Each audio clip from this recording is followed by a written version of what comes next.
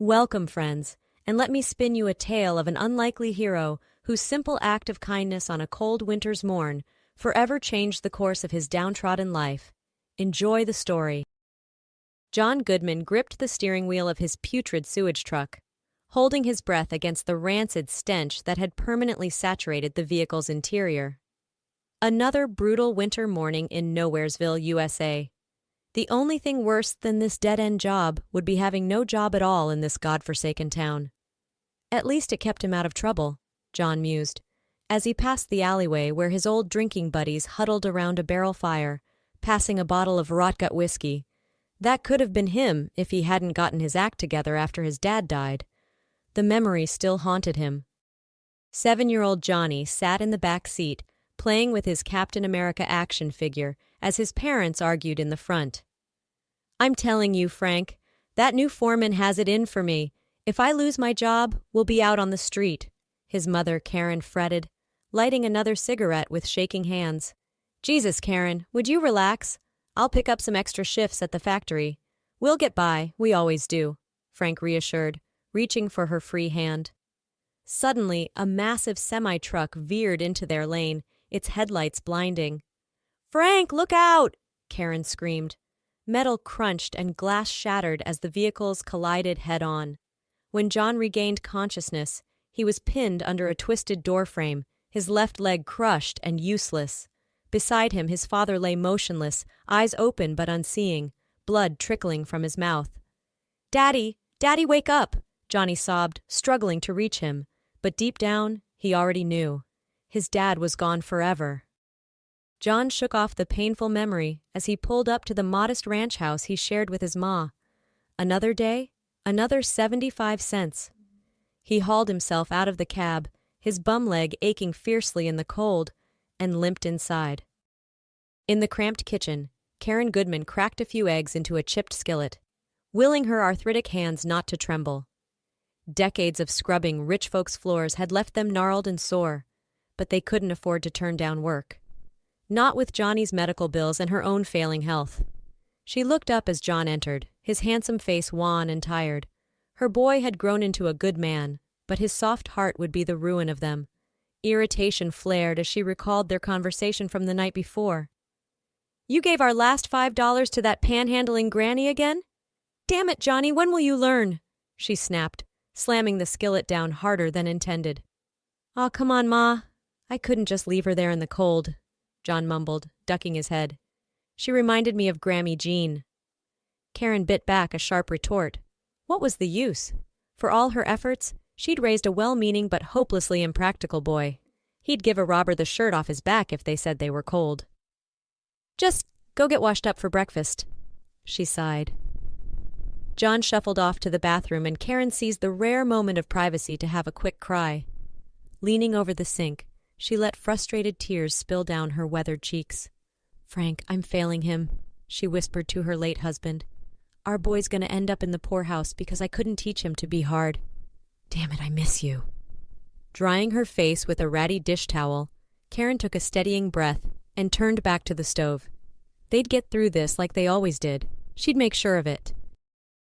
The next morning, John was steering his sewage truck down a deserted country road, singing tunelessly along with the radio.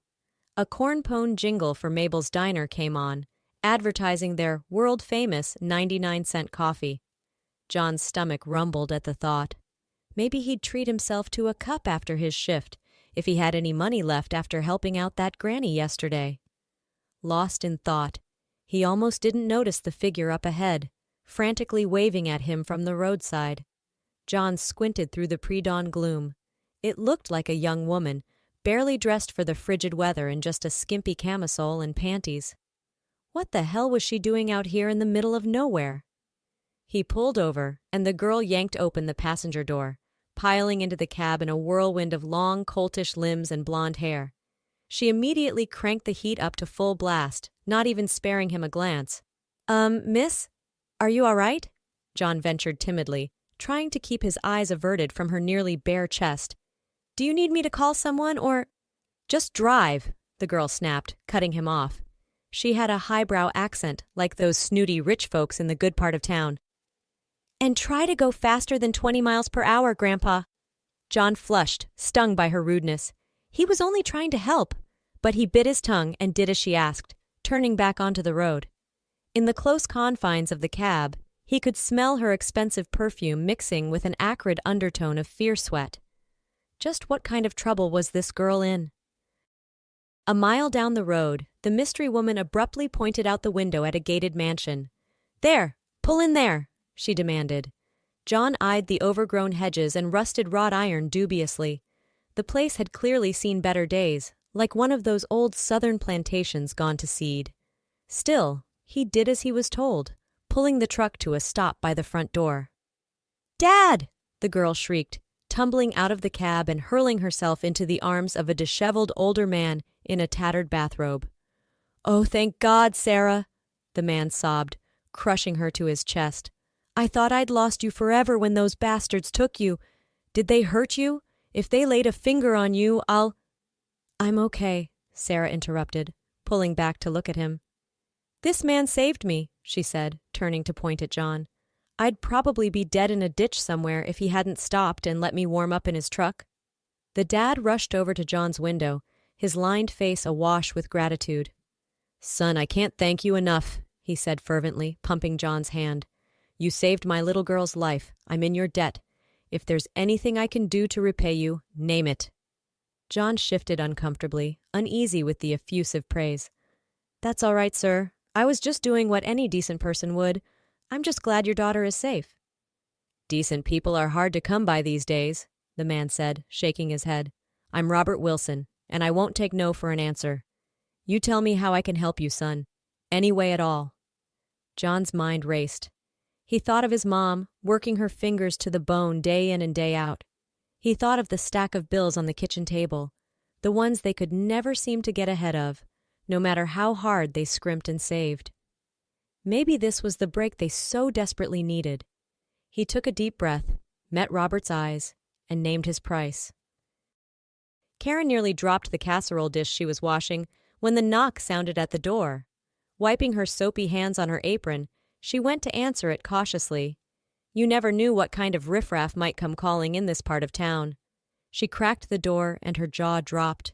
Standing on her sagging front porch was a dapper older gentleman in a three-piece suit, leaning on an ebony cane. What in the world? "Mrs. Goodman?" the man inquired politely, doffing his hat. "My name is Robert Wilson. I'm here about your son, John." "Johnny? What's he done now?" Karen asked warily, her mind jumping to worst-case scenarios. Had he gotten mixed up with those no-good friends of his again? Landed himself in jail? "On the contrary, Mrs. Goodman. Your son saved my daughter's life this morning," Robert said solemnly. "I've come to offer him a job as my personal driver and valet, as a token of my immense gratitude. I'll pay him triple what he makes at the sewage plant." Karen gaped at him, certain she'd misheard. A job offer? Triple John's salary? This had to be some kind of bizarre joke. She recovered enough to usher Robert inside, seating him at the rickety kitchen table. Just then, John came in from his bedroom, stopping short at the sight of their unusual guest. "Mr. Wilson, what are you doing here?" he asked, glancing between Robert and his dumbfounded mother. Robert stood, clasping John's shoulder. "Son, I meant what I said about repaying you. I want you to come work for me, effective immediately. You'll be our private chauffeur and valet. The salary is non-negotiable. I insist on compensating you properly for your heroism and kindness."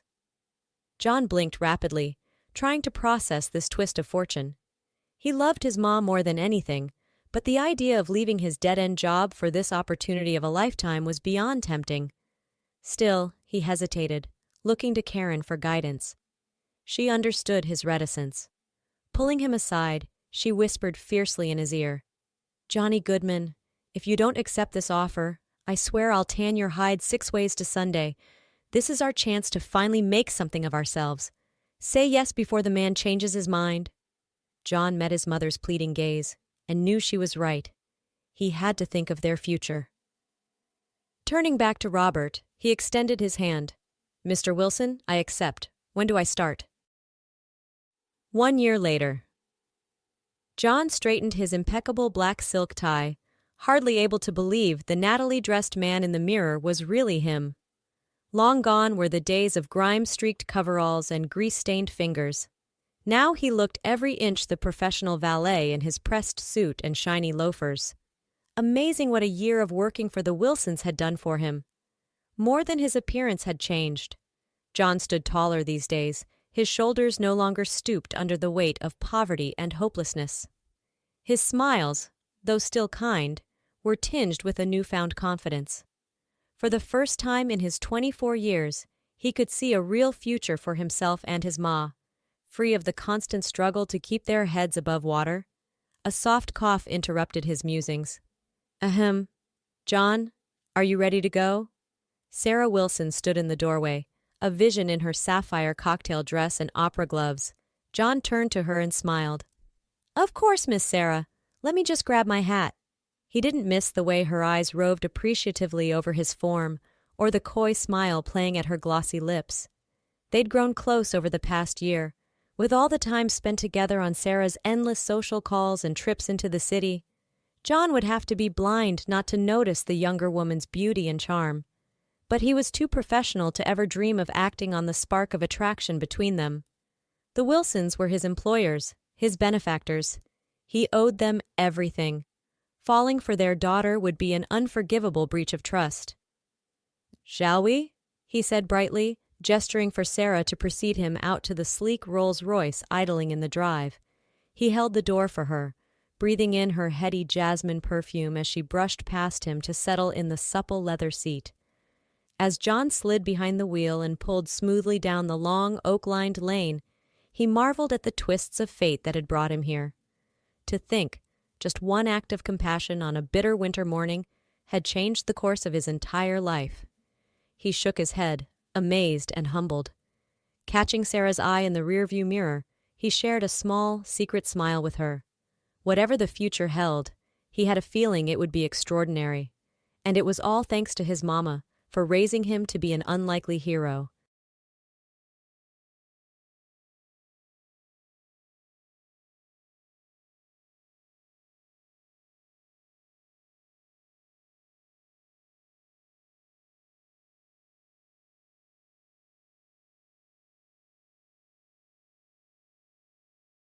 All right, everyone's presentations are done.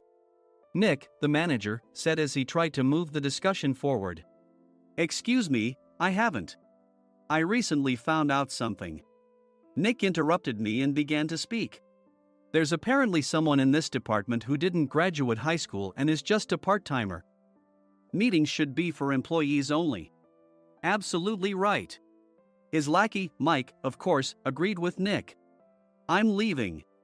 After leaving the meeting room, I started to shut down my computer. I noticed that an email had arrived, not in my personal inbox, but in the company's shared email. Thinking, there's no point in speaking up, no one will listen, I went home quietly.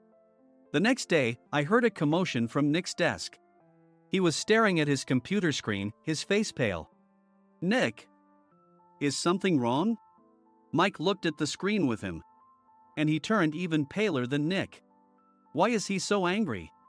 Knowing the reason for Mike's distress, I thought to myself, serves them right. My name is Adam. My mother passed away when I was in the 9th grade, and I was raised by my father. Well, you could hardly call it being raised. After my mother passed, my father changed.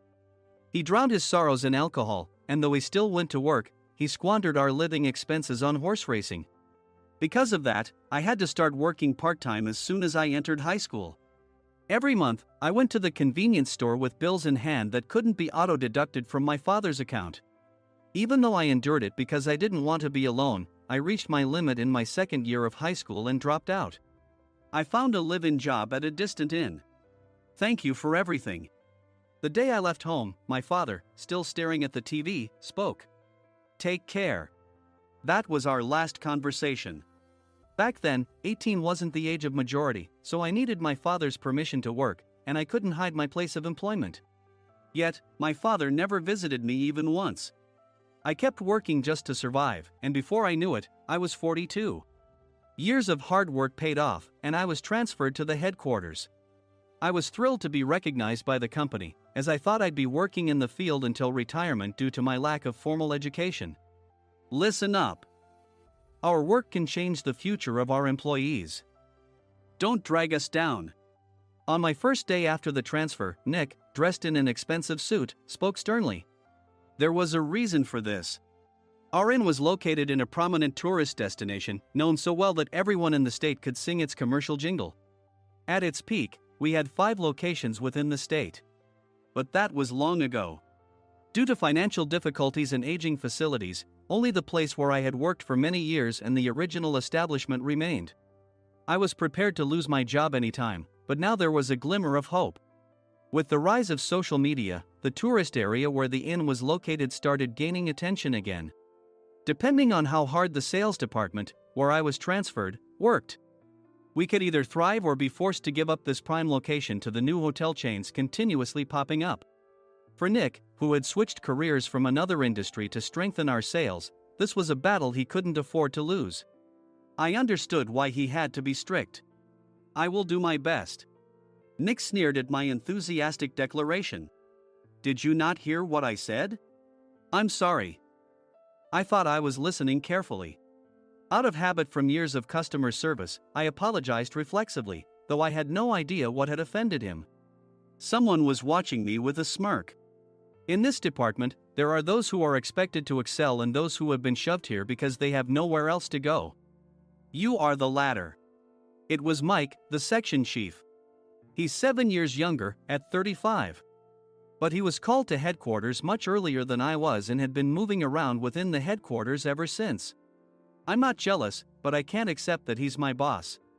Graduating from a prestigious university, he has an unusually high pride and caused many problems as a newbie, making things very difficult for me when I was the front desk leader. When I found out Mike was transferred to the sales department a month before me, I was disheartened. Mike is right. With just a middle school diploma, there's not much you can do. Don't even think about achieving results. As if I didn't exist, Nick remarked, I'm thirsty. Mike eagerly ran to the coffee maker. It seems Mike is Nick's lackey. I regretted being happy about my transfer to headquarters, wishing I had stayed on site forever. Send a direct mail to every company on this list by the end of the day. Nick only assigned me tasks that even a new graduate could handle. What? There are over 1,000 companies. You want me to send to all of them by today? Yes, if you and your fellow misfits split the work, even those with nowhere else to go should finish by today. I glanced at the employees typing away expressionlessly. They were worn out from customer service, only thinking about leaving on time, or were women reassigned after having children, with zero motivation for work.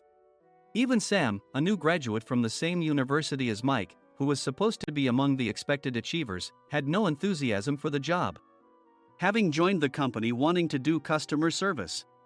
I don't care what they say, I plan to quit anytime, he said.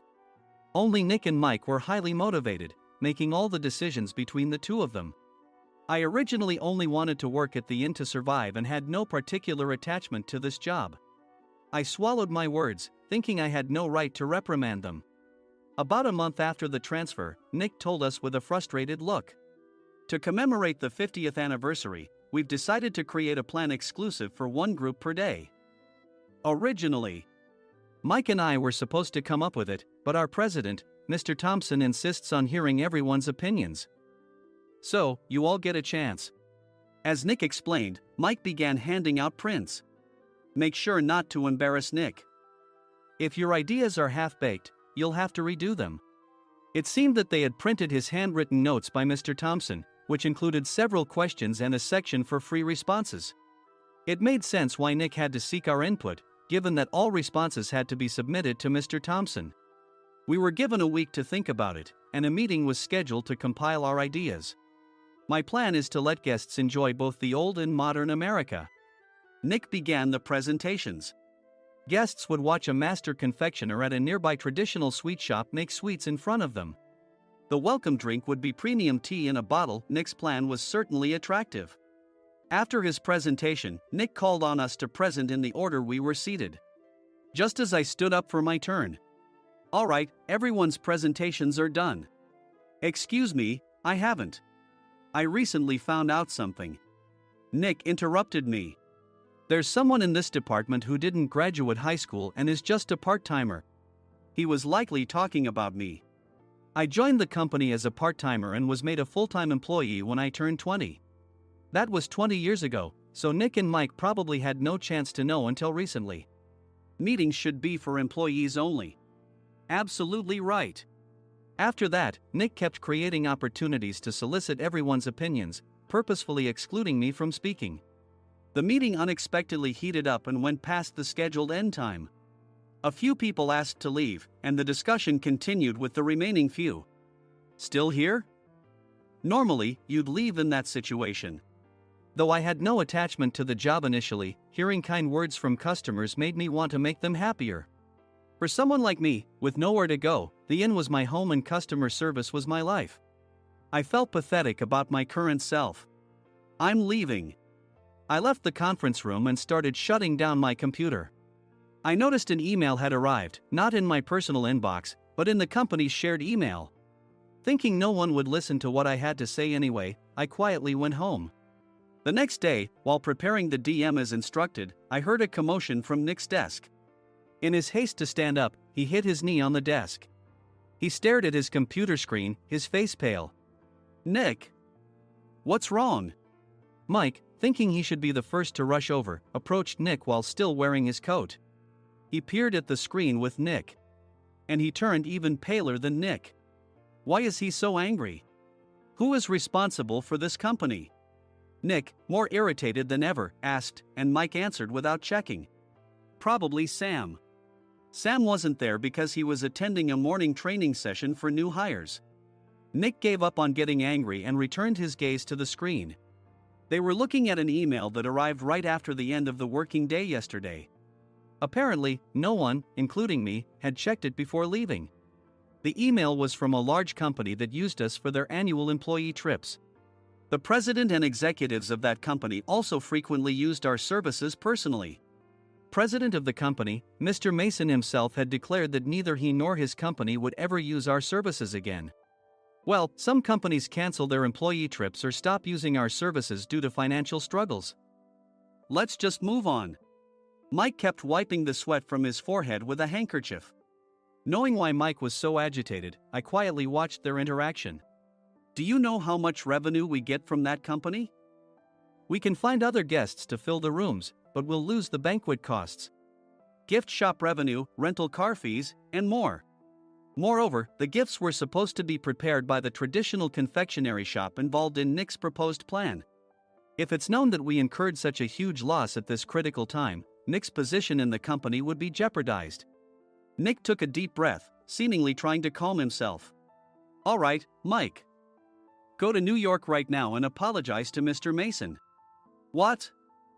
You're coming with me, right? I have urgent work to do.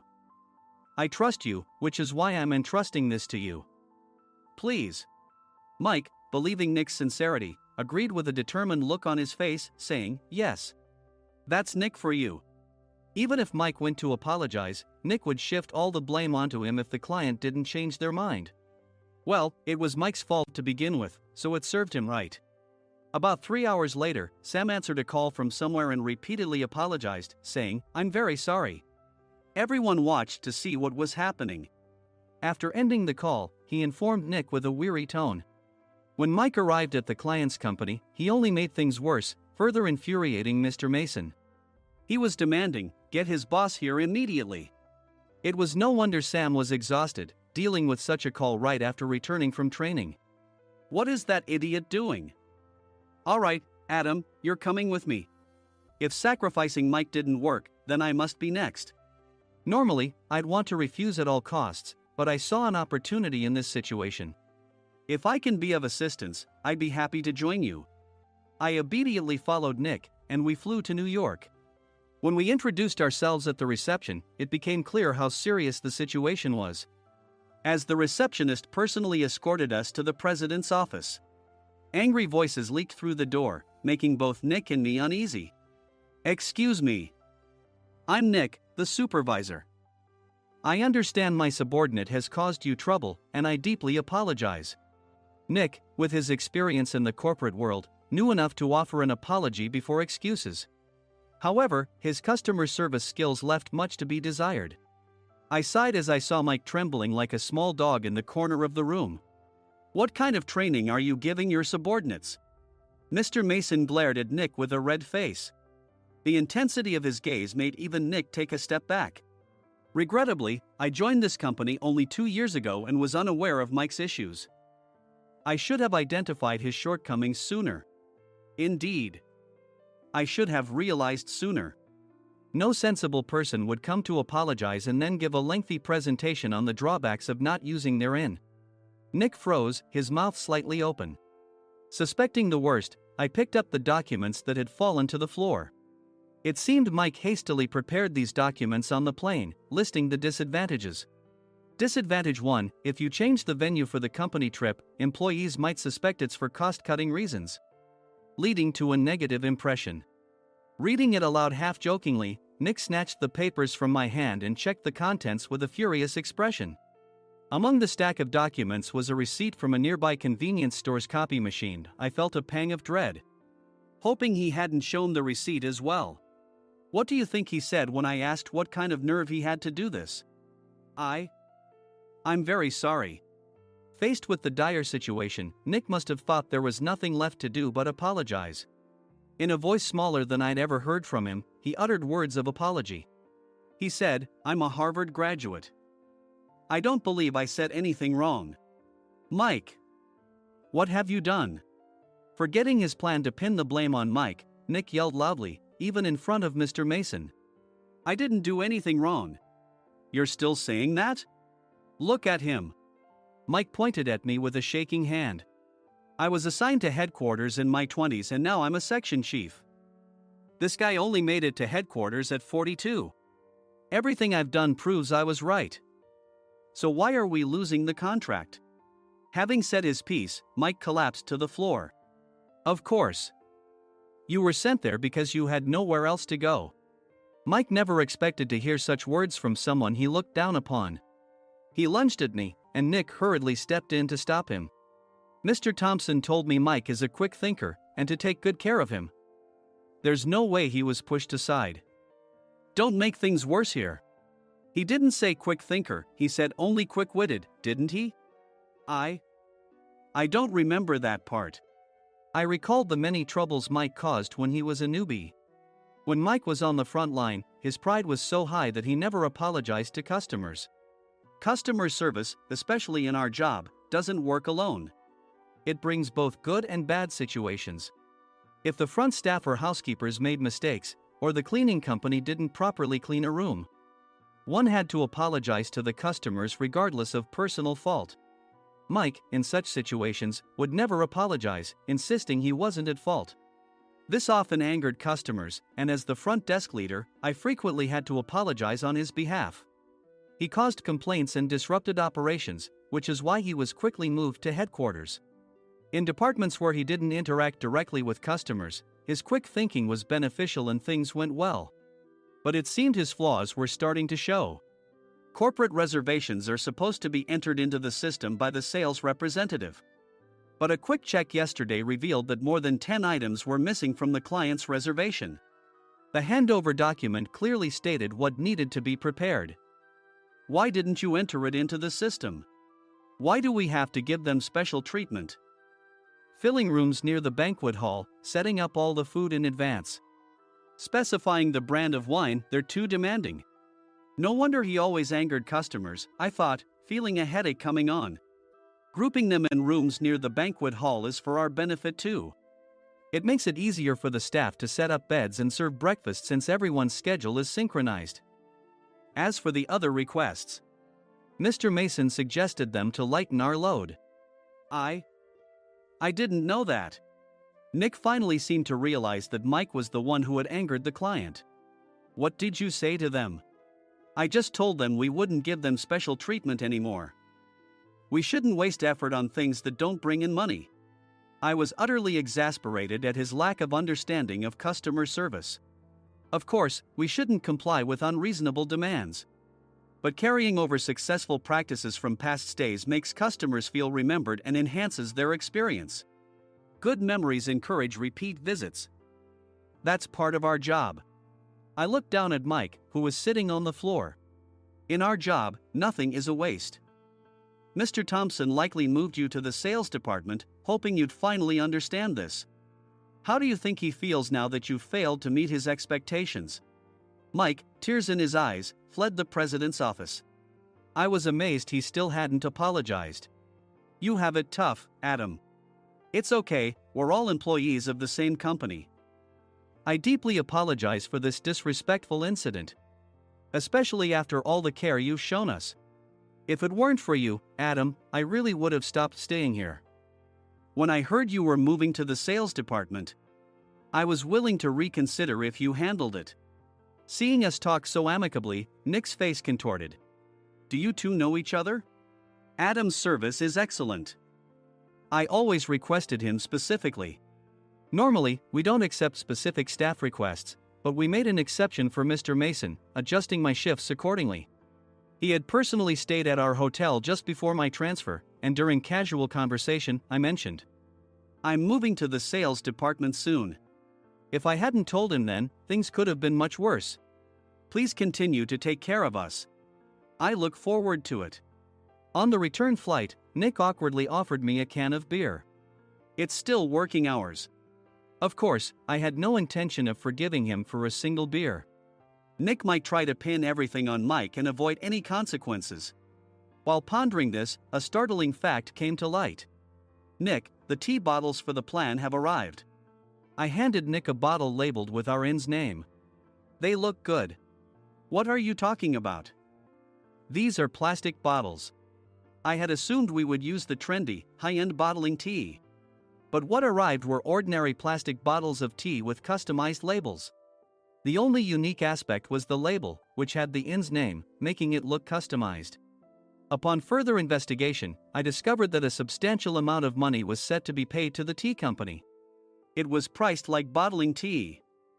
Does this plastic bottle really cost $100 each? The tea inside is specially blended for us. The extra cost is for that. Wouldn't it be better to use another tea company? Or is there a specific reason we must use this one? As Nick continued to make excuses, I showed him a printed email. I informed the tea company's president, Mr. Mitchell, that we discovered irregular payments and he confessed. He said you two were high school classmates and planned to split the extra money. That idiot. Why did he confess? That's not important. You should worry about yourself. This could turn into a police matter. Opening the bottle cap, I suggested. How about calming down with this tea? It supposedly has a relaxing effect. Nick drank the tea frantically. In the following days, decisions were made about their fates. Mike was reassigned to the General Affairs Department, with no chance of transfer or promotion, as per Mr. Thompson's orders. As for Nick, since the payment to the tea company hadn't yet been made, he narrowly avoided legal trouble. Instead, he was encouraged to leave the company, and to avoid further complications, Nick submitted his resignation. Rumor has it that connections between HR departments have made it difficult for him to find new employment. Even though it was good to have those two gone, something unexpected happened in the sales department. Everyone became motivated and united in refining the 50th anniversary plan. In the end, my plan was adopted. We collaborated with the Tourist Information Center to provide personalized guides. The plan, tailored to the number of guests, was truly special for the 50th anniversary. Hey, is Adam's family coming to stay? I immediately booked that special plan for my family. Sam noticed it on the reservation list and quickly picked up on it. Yes, I'm inviting my father. That's great. I might invite my parents too. I lacked the courage to face my father just as Adam. But here, with the confidence Mr. Mason praised, I felt ready. The 50th anniversary plan was a perfect opportunity to reconnect with my father. I hoped to bring back the days when we could laugh together as we once did.